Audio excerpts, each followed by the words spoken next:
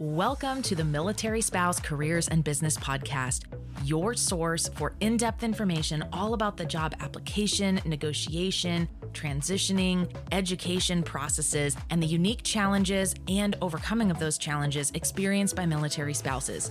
You'll hear inspiring stories from military spouses all over the world who have found a way to make their career work for them and not take a back seat. Thanks so much for tuning in.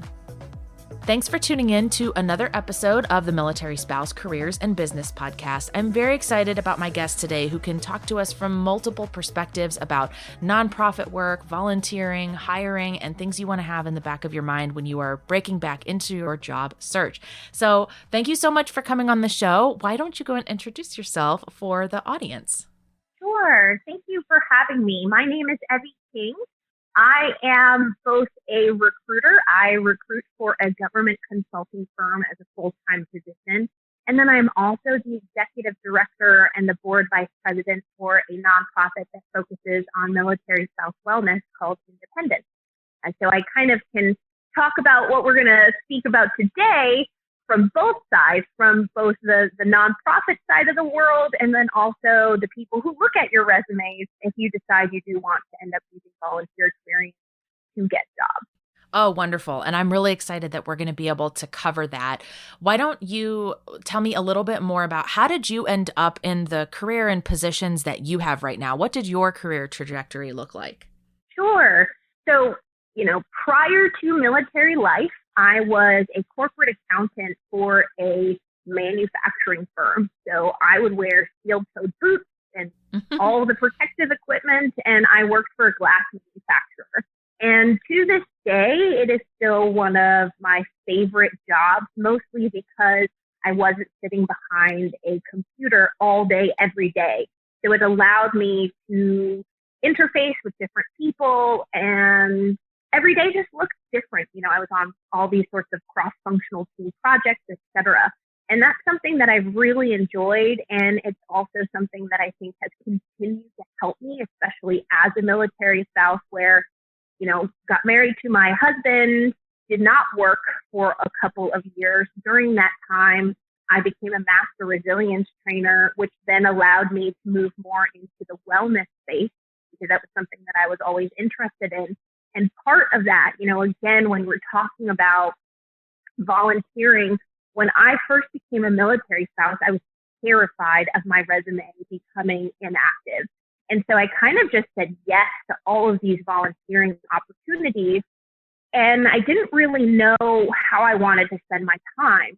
Now, looking back on it, I realized how much easier it would have been if I had sat down and thought, okay, what is the purpose behind why I'm going after these different volunteer opportunities and how do I want to use them? So my purpose of going after those volunteer opportunities was not just because I was obviously interested in the mission, but also because I wanted to keep my resume active. And as such, that should have really directed the positions that I then went after and also the conversations that I had with those leaders in those nonprofits that I ended up volunteering for. So with my current role at Independent as an executive director, I didn't start here. I joined the organization as just a community ambassador back when we had local communities that, we would share resources and everything like that. But I, kept asking for more and more responsibility. And like most nonprofits, people are very excited when someone wants to do more. And so I got more experience in the different areas that I was interested in of project and program management, managing people, helping with the volunteer program, etc. And then now I'm, executive director. So I pretty much run the day-to-day organization. And so this role or this nonprofit in itself has actually given me so much experience outside of what I probably would have had in the professional world. Because again, when you work for a nonprofit, especially one that has a very strong volunteer organization, often you can, if you ask for it or if you show interest and you speak about it, often you will get opportunities to do things that you might not have the experience for, but can learn on the job. And that's something that I really, really try hard to do at Independent. It's not so much have you done this, but are you interested in it and are you willing to learn? And if you can show that, then most likely you'll be given that opportunity to try your hand at something different. I think that's really great advice, especially to hear from you, because for a lot of military spouses, the concerns are so much around, I don't have that experience. I don't know how to do that. It's been a year since I've been in a position.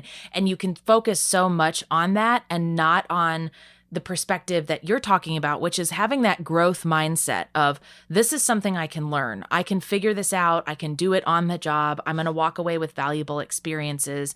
What advice do you have for someone that is looking to get their first foot in the door and leverage volunteer opportunities, right? Because you're on the job hunt, so you want to be flexible enough so that if you do get a job offer or an interview, you can pivot in that direction. But if how do you find something that's authentic, right? How do you find a volunteer opportunity that's going to work for you? And do you have any tips for standing out from the crowd? Yeah. So you can kind of approach it from two ways, right? So if it's a nonprofit that you eventually want to work for, so say it's an organization that has positions and maybe you don't have the experience yet for those positions, volunteering for that nonprofit, even if it's in an area that might not necessarily be what you're looking for, is a great foot in the door, because then they're learning, okay, who you are as a person, as an individual. How did you get on with the culture of the organization? Were you reaching out and saying, hey, can I participate in this? Can I learn how to do that? So on and so forth. And so in a way, when you volunteer for an organization that maybe you want to end up joining the team, that time as a volunteer can be used as almost like a fellowship or an internship, where then eventually, because they know, oh, this person wants to join our team, they can be keeping an eye out and going, we have this position, we would love to hire you for it. And then you're not an internal hire, but of course you have that a little bit extra boost because you know the team, you know who you're working with, they know who you are, and you most likely have an internal reference that then you could use. Mm-hmm. Now, if you're just using your volunteer experience to fill in a resume gap or gain experience, what I would suggest is, for example, if you haven't been doing accounting work for a really long time, but you want to go into accounting, right? I recommend almost shopping around and finding a nonprofit that would be willing to let you help in some way in maybe that corporate department, right? Because working as a front desk attendant is not going to get you that experience. But maybe you can help with invoicing or reconciling payments or something like that. So you're going to want to find a nonprofit that is willing to give that level of responsibility to a volunteer. Sometimes that means you might have to be on the board. So I know that there are a number of nonprofits, ours included, where our entire team is volunteer. And so what that means is you're going to actually have more opportunities for responsibility than a nonprofit that's maybe bigger that also has paid staff. Because in that way, there's just a little bit more legal fidelity that they have with the people who are paid staff. They tend to sign more documents, but that doesn't mean that they won't give you that experience. However, there's going to be a little bit more structure and more red tape before you'll probably get to do those roles. So the same way that you would shop around for a job, treat your volunteer opportunities the exact same way. Because like you mentioned, you're going to want to keep your opportunities open where if you need to go in for a job interview somewhere else, you're going to be able to do that. But also it's your time, and your time is really valuable. And if the volunteer opportunity isn't helping you in some way, whether it's bringing you joy, because obviously volunteer opportunities are not just for keeping your resume active, right? it has shown to bring people lots of internal fulfillment. If it's not doing that and you want it to be for your professional or personal growth, then you really need to make sure that that opportunity is going to lend itself to that. And so go walk around, figuratively, and also interview the nonprofit as well. Make sure, hey, I am interested in doing X, Y, or Z, right? Is that something that I potentially can do? Now, the person might come back. So say if someone tells us, hey, I want to be the program manager for the summit. Well, we currently have someone as the program manager for the summit. But that doesn't mean that you can't be the program assistant for that position, And what sort of experience would you gain from that? So be a little bit picky. Come with the questions that are in line with the professional experience that you may or may not be looking for. But also realize that another great thing about volunteering, especially if you've been out of the workforce for a while and you're not sure what you want to do, is it's a really great time for you to test that out. So test out whether or not you like graphic design.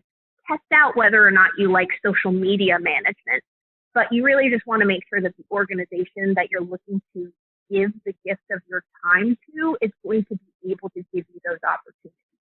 So you're going to want to ask those questions. Right. Don't look at this as something that's less than because it's a volunteer role, because you're still going to be involved in it. You want to be contributing to a team and a cause that you care about. So it is important for this to be a two-way street. For somebody that is using volunteer roles as a way to get more experience and as a way to be able to have something to talk about in job interviews, how do you suggest bringing that up in a job interview if that's your primary and most recent work experience? Well, unfortunately, it really is very dependent on the place that you're looking. For me, I did not separate my volunteer work from my professional work, because in my volunteer work, I led a team of 20 people. We managed a program that had 1,800 people attending it, multiple cross-functional teams. I mean, it was basically a full-time job. So to me, the difference was I just wasn't getting paid for it. And the person that I was looking at didn't need to know that, because when they asked for reference, I did have a supervisor and they would have been able to provide that reference. So on my resume, I treated my volunteer experience as professional experience. Some people separate it out. But again, if you're using volunteer experience to fill in the gap, you're probably not going to want to separate it out. And that's where you're crafting your story, right? Your resume is crafting that story. And so I think it really depends on what your intention was around that volunteer experience. But again, if you're using it for your professional and personal growth and you have the task and the experience to back that up in that volunteer role, to me, the only difference is that you were not getting paid for it. Right. Right. But you used it, you did it. So why not say that on your resume, right? Because that's really what we're looking for from a recruiter perspective is, okay, do you have the experience of doing that? The Military Spouse Careers and Business Podcast is sponsored by Operation Freelance, a 501c3 teaching military spouses, caregivers, and veterans how to break into freelance work with our unique 90-day certification program. You'll get a community, support from a freelance mentor, review of all of your materials, including your pitch and work proposals and samples, all for free if you're accepted into our 90-day program, which currently runs twice per year. For more information and to get on the short list when we open applications, please visit www.operationfreelance.org. I think that's an excellent way to look at it, because it's like so many other answers in this space of career transition or preparing to re-enter the workforce. It depends, right? And there's different answers for different people. So you've got to think about, how does this fit into the bigger picture of the hiring information that I'm sending in, my whole package as an applicant? how do I want to use this? We've talked about this before with where you place education on your resume, for example. Should it go at the top, Right. or is it something you really want to rely on more of your work experience and some of the things you've done recently? It may go better at the bottom if it's not necessary for your industry. So there's always multiple options available, and you've got to decide what works for you. Now, you've been on the hiring end of a lot of different things. So you've had that unique perspective of being able to see what people do well and maybe not so well. So I'd love to hear from that experience. What are some top tips or takeaways that you can share with spouses that are actively on the job market? Kind of a do's and don'ts. Right. Yeah. So what I always say, so remember, I'm coming at this from the point of view of a government recruiter or government contracting recruiter. And so we're held to some pretty strict federal compliance rules. Yeah. So if you look at one of our jobs, we have it's broken out into basic requirements and preferred requirements. So if a basic requirement says you have the skills and ability to conduct VLOOKUPs on Excel, right? If you don't have that listed on your resume or even mention Excel on your resume, you do not meet the basic requirement for the role. We cannot even consider you as an applicant for that role. So what I always say when crafting your resume, because gone are the days where you can just take the same resume, unfortunately, and mass use it for like 10,000 jobs in the city, Yeah. It's really about tailoring your experience. And at first I didn't understand what that meant until I was a recruiter and I was looking at it.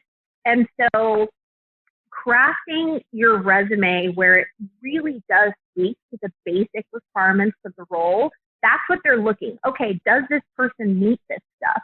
And that's what you want to use. So for example, I had a job in Korea where I was an admin assistant, right?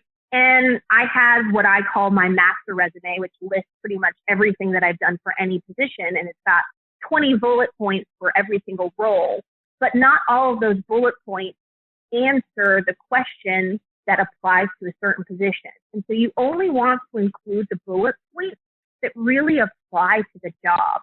The preferred are nice to have, but the preferred are also ways that hiring managers can narrow the talent pool. I regularly have positions. A great example of that is an accounts payable specialist, right? Our basic requirements are pretty basic. It's, have you graduated high school? Have you done any sort of Excel analysis? Can you do X, Y, or Z? But then in the preferred, we have you ever worked in accounts payable for a government contracting firm? If you have, then you want to make sure that that's clearly stated, not just in your resume, but also in your cover letter, right? That's where your cover letter is like a really quick, easy to read way of saying, hey, I looked at this job. I think I'm a great fit. These are the experience that I have that directly tie to it. I worked for this government contractor. I did this, on the job, and it mentions it in the position description. So it's really about using the information as a roadmap and then using your resume to tie to it. So you should be able to take a line and go, this basic requirement can tie to this job, and just this job.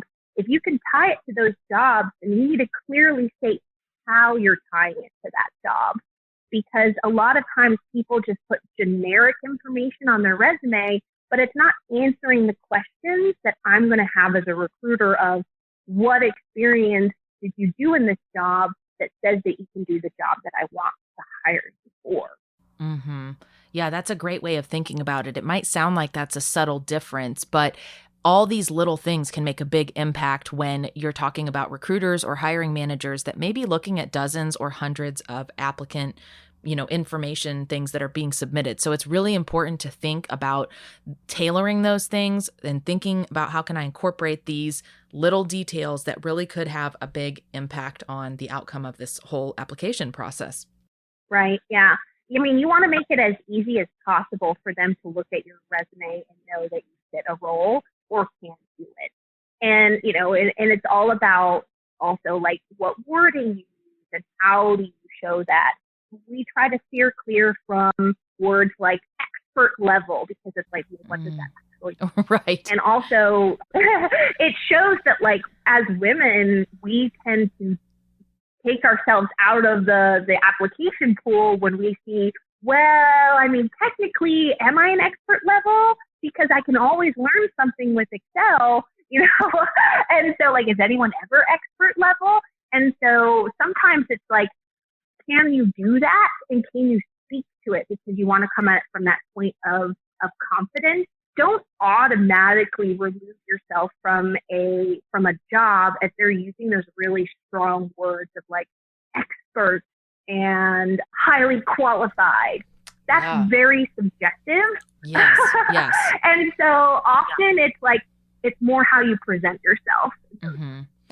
And I think sometimes too, employers are willing to work with you if you're not an expert, but you can position yourself as a quick learner, as a person who enjoys solving problems and figuring out what the path to becoming an expert would be. So I'm very happy that you brought up this idea of that being subjective, because there are different variations in that. So you've got to think about, do I still have some of the skills or abilities to apply for this?